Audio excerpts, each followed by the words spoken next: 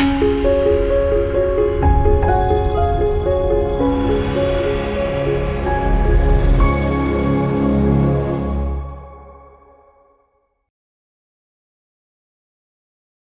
మాతరం. నేను మీ journalist Navatha. Welcome to R voice. గుజరాత్లో భారీ ఉగ్రకుట్రను భగ్నం చేశారు ఏటీఎస్ అధికారులు. జైషే మహమ్మద్ స్లీపర్ సెల్ని ఛేదించారు.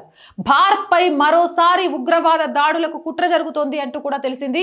అయితే ఎక్కడ ఉగ్ర దాడులు చేయాలని చూసినా కానీ మోదీ నాయకత్వంలోని అధికారులు చాలా అప్రమత్తంగా ఉంటారు. మీ ఆటలు సాగవంటూ మరొకసారి నిరూపించారు గుజరాత్ యాంటీ టెర్రరిజం స్క్వాడ్. ఇక భారత్లో కుట్రలు జరగబోతున్నాయనే అనుమానాలకు బలం చేకూర్చేలా ఏటీఎస్ భారీ ఆపరేషన్ చేపట్టి పాకిస్తాన్కి చెందిన నిషేధిత ఉగ్రవాద సంస్థ జైషే మహమ్మద్తో సంబంధం ఉన్న ఈ 8 మందిని అరెస్ట్ చేసింది. ఈ 8 మంది మొత్తం కూడా వాళ్ళే.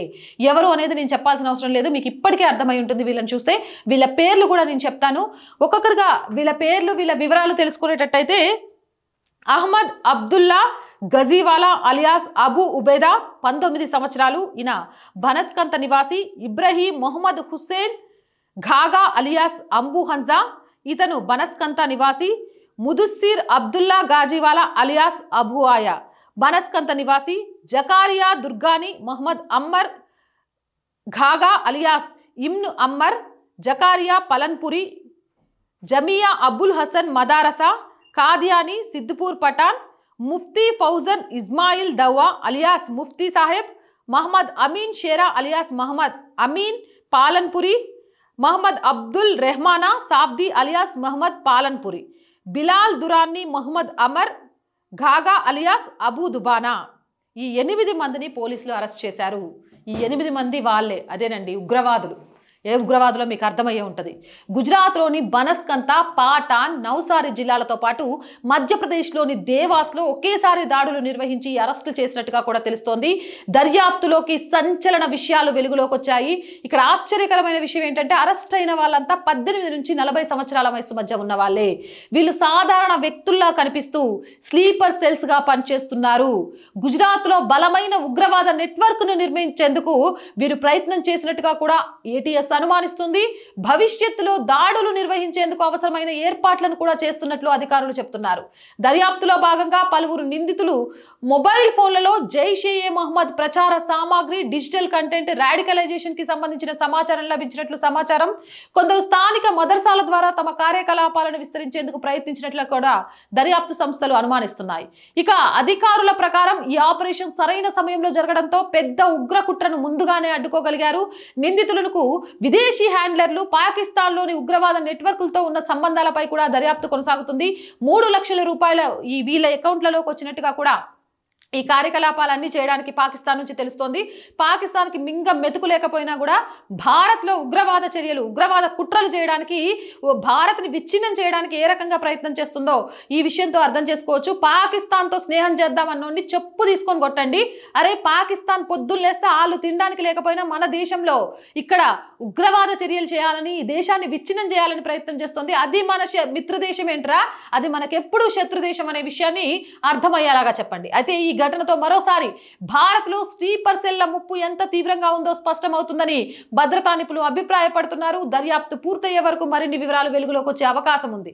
ఏదేమైనా కానీ దేశంలో ఉగ్రవాద నెట్వర్క్లను పూర్తిగా నిర్మూలించేందుకు అనేక చర్యలు తీసుకుంటోంది ప్రభుత్వం. ఇప్పటికీ ఎక్కడికక్కడ ఉగ్రవాదులకు సంబంధించి పీచ మనుస్తూనే ఉంది. అది బార్డర్ బయట కానివ్వండి, బార్డర్ లోపల కానివ్వండి, అనేక రాష్ట్రాల్లో దాడులు జరిపితే పాకిస్తాన్ కేంద్రంగా పనిచేస్తున్న జైషే మహమ్మద్ ఉగ్రవాద సంస్థతో సంబంధాలున్న ఈ 8 మందిని అరెస్టు చేసినట్టుగా కూడా సమాచారం అయితే అందుతుంది.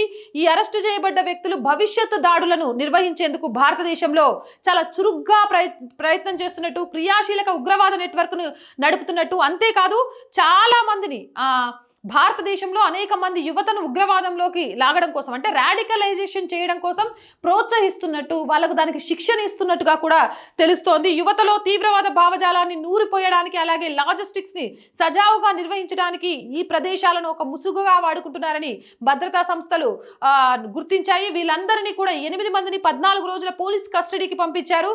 అలాగే చట్ట విరుద్ధ కార్యకలాపాలు, ఉగ్రవాదానికి నిధులు సమకూర్చడం, కుట్ర, నిషేధిత సంస్థతో సంబంధం వంటి అంశాలను లక్ష్యంగా చేసుకొని చట్టవిరుద్ధ కార్యకలాపాల నిరోధక చట్టం ఉపా కింద 1967లోని సెక్షన్ 13, 17, 18, 38, 39 కింద వారి అభియోగాలను ఎదుర్కొంటున్నారు. అదనంగా భారత న్యాయ సంహిత 2023లోని సెక్షన్లు 148 అలాగే 61 కింద కూడా అభియోగాలు మోపబడ్డాయి. ఏదేమైనా కానీ మన చుట్టూనే సాధారణంగా కనిపించే కొందరు వ్యక్తులు ఉగ్రవాదులకు ఊతమిచ్చే వాళ్ళై ఉండొచ్చు.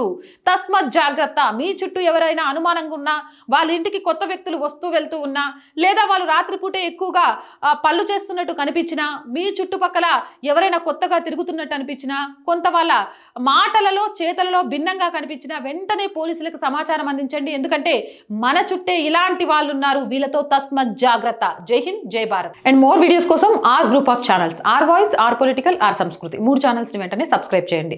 అలాగే కంటెంట్ బాగుంది అనిపిస్తే లైక్ చేయండి, షేర్ చేయండి. మీ అభిప్రాయం ఏదైనా కామెంట్ చేయండి. ఆర్థికంగా ఆర్ వాయిస్కి మీ చేయూత చాలా చాలా అవసరం. ఆర్థికంగా సపోర్ట్ చేయాలంటే స్క్రీన్ మీద గూగుల్ పే, ఫోన్పేతో పాటు అకౌంట్ డీటెయిల్స్ ఇచ్చాము. మీకు తోచిన సహాయాన్ని అందించవచ్చు. వ్యాపార ప్రకటనల కోసం 8328 500 576 నెంబర్ని సంప్రదించండి. జై హింద్, జై భారత్.